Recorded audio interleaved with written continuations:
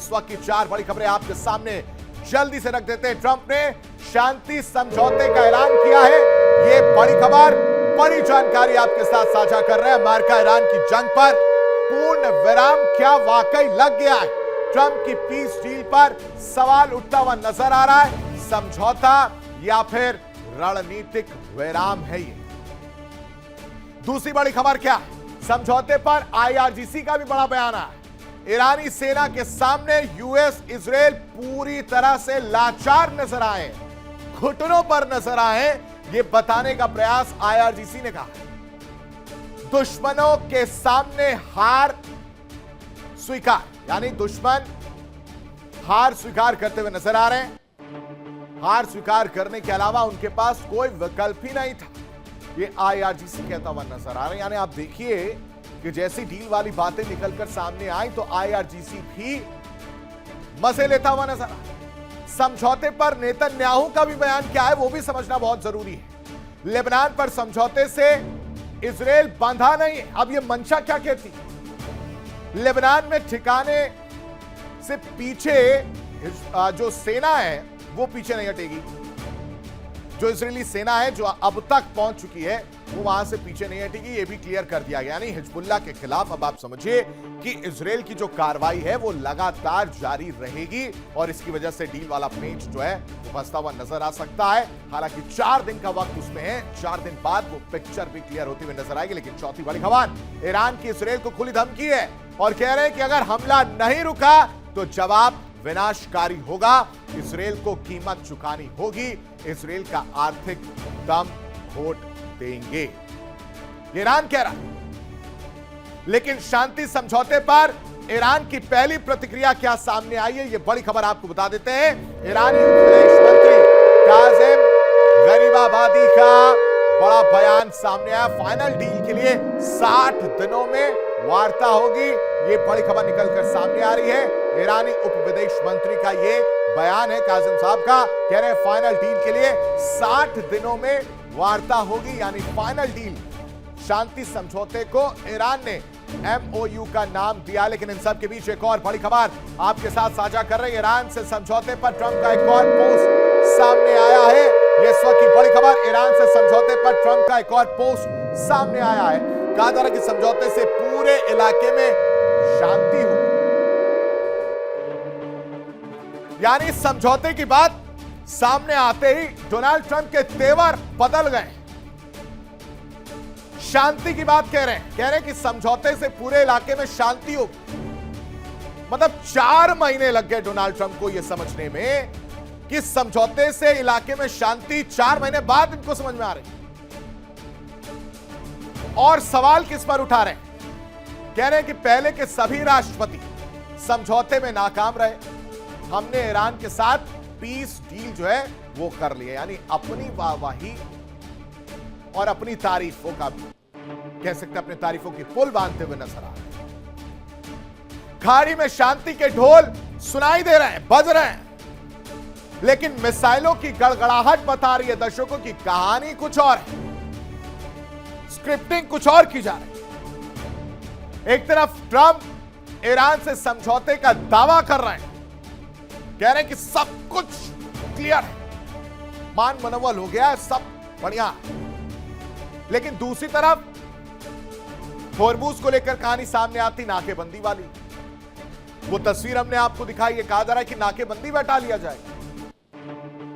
Israel की युद्ध तैयारियां और ईरान का 7 समंदर वाला चक्रव्यूह किसी बड़े तूफान का संकेत दे रहा है दर्शकों। लेकिन डोनाल्ड ट्रंप इससे बच रहे हैं, वो नहीं नजर आ रहे।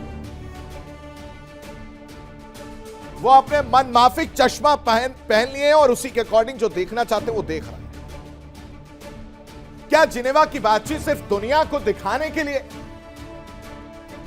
और दुनिया को दिखाने के लिए पूरा मंच सजा दिया गया, अपनी वाहवाही लूटने के लिए कि चलो मेरा बर्थडे सरप्राइज दे देते हैं? क्या पर्दे के पीछे दर्शकों अमेरिका, इजराइल दोनों मिलकर या ईरान किसी बड़े टकराव की तैयारी कर रहे हैं? क्योंकि आशंका लग रही है। क्या ट्रंप की पीस डील वास्तव में युद्ध से पहले का विराम में सवाल तो यही उठ रहा, आखिर समझौते का ढोल इतनी जोर जोर से पीटते हुए डोनाल्ड ट्रंप क्यों नजर आ रहे हैं? क्या यह ढोल समझौते का नहीं, तबाही का शोर है?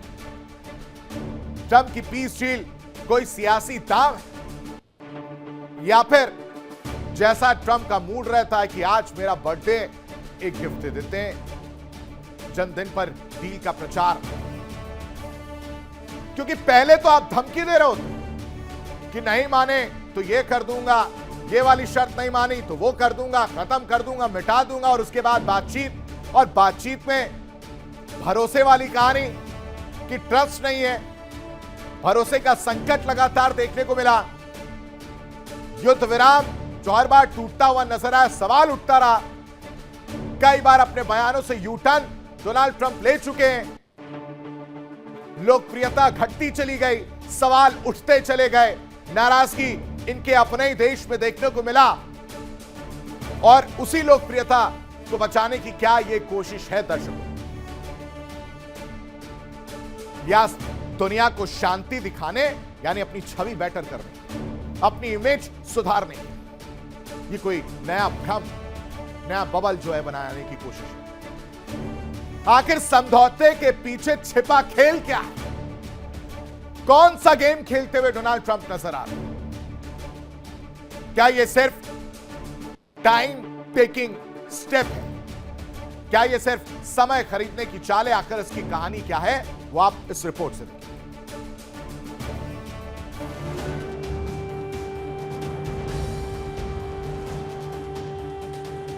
एक तरफ समझौते का ढोल, दूसरी तरफ मिसाइलों का शोर,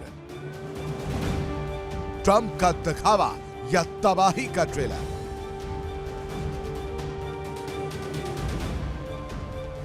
जिनेवा में समझौते के ढोल बज रहे हैं, लेकिन खाड़ी में मिसाइलों का शोर बढ़ता जा रहा है। सवाल यह है कि क्या दुनिया को शांति का सपना दिखाया जा रहा है, या फिर पर्दे के पीछे तीसरे विश्व युद्ध की पटकथा लिखी जा रही है?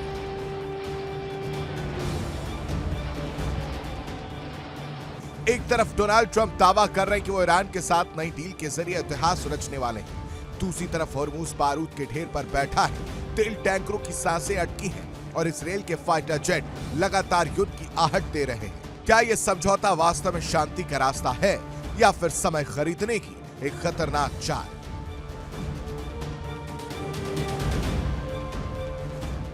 ट्रंप की मुश्किल यह है कि अमेरिका अरब सागर से लेकर लाल सागर तक सैन्य मोर्चों में उलझा हुआ है। अरब देशों का भरोसा टगमगा रहा है, इसराइल लगातार सुरक्षा की मांग कर रहा है, और ईरान हर मोर्चे पर पलटवार की तैयारी में जुटा है। ऐसे में ट्रंप को एक ऐसी डील चाहिए जो दुनिया को शांति का संदेश दे और उन्हें घरेलू राजनीति में राहत भी दिला सके।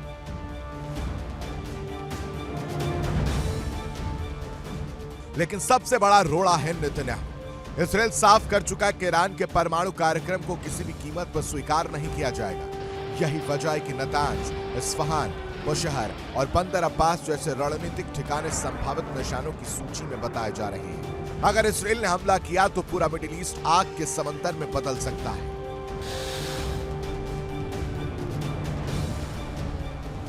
उधर ईरान भी हाथ पर हाथ धरे नहीं बैठा। फारस की खाड़ी से लेकर भूमध्य सागर तक उसने अपना रणनीतिक चक्रव्यूह तैयार कर लिया है। Bahrain, Qatar, Kuwait, UAE, Oman और क्षेत्र में मौजूद अमेरिकी सैन्य ठिकानों पर जवाबी कार्रवाई की चेतावनी पहले ही दी जा चुकी है। हूती, हिजबुल्लाह और ईरान समर्थित मिलिशिया भी किसी बड़े संकेत का इंतजार कर रहे हैं।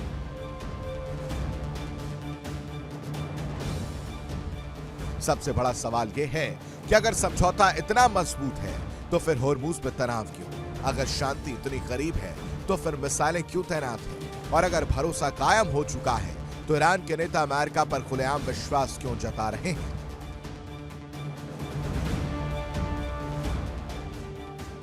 इतिहास गवाह की बंदूक की नली के साए में हुए समझौते अक्सर ज्यादा दिनों तक नहीं टिकते। यही वजह है कि जिनेवा की मेज पर रखी कलम से ज्यादा निगाहें मिसाइल लॉन्चरों पर टिकी हुई है।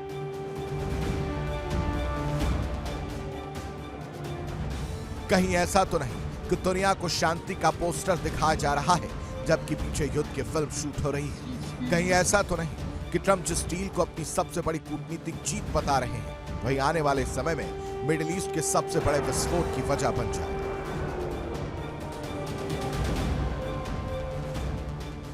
फिलहाल तस्वीर धुंधली है, लेकिन इतना साफ है कि खाड़ी में सन्नाटा नहीं, तूफान पल रहा है। समझौते के गीत गाए जा रहे हैं, मगर बारूद की गंध बता रही कि अरब की धरती पर अभी कहानी खत्म नहीं, असली खेल शायद अब शुरू होने वाला है।